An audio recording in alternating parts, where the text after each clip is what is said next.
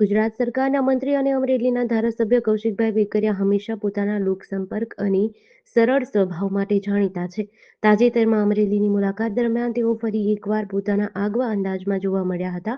કોઈપણ ભવકા વગર એક સામાન્ય નાગરિકની જેમ શહેરના મુખ્ય માર્ગો પર વકીલો, વેપારીઓ અને પત્રકારો સાથે બેસીને તેમણે ચાની ચુસ્કીઓ માણી હતી અને શહેરના વિવિધ પ્રશ્નો તથા સુવિધાઓ અંગે ખુલ્લા મને ચર્ચા કરી હતી.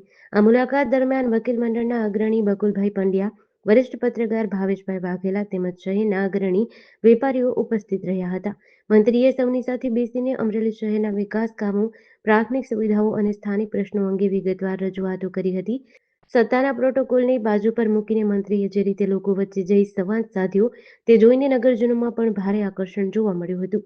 આ નગર ચર્ચામાં અમરેલી નગરપાલિકાના પ્રમુખ બિપિનભાઈ લીંબાણી, જિલ્લા ભાજપ ઉપપ્રમુખ મેહુલભાઈ ધોરાજીયા, જિલ્લા ભાજપ મંત્રી પિન્ટુભાઈ કુરુદલે, અમરેલી શહેર ભાજપ મહામંત્રી રાકેશભાઈ સાવલિયા અને શહેર ભાજપ ઉપપ્રમુખ મૌલિકભાઈ ઉપાધ્યાય જોડાયા હતા.